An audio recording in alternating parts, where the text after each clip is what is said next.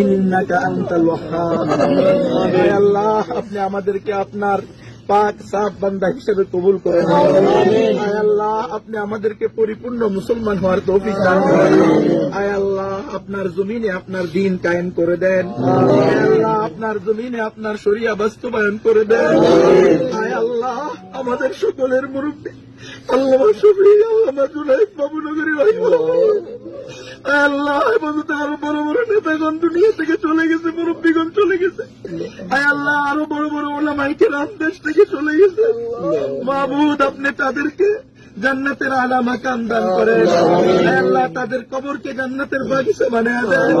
আয় আল্লাহ, আপনি আমাদেরকে আল্লাহ তাদের হক ও হক্কানিয়তের পথ পন্থাকে আঁকড়িয়ে ধরার তৌফিক দান করেন। আয় আল্লাহ, আমাদের যে সকল মুরব্বিয়ানে কেরাম জীবিত আছেন, মুহিবুল্লাহ বাবু নগরী সাহেব, আয় আল্লাহ সাজিদুর রহমান সাহেব সহ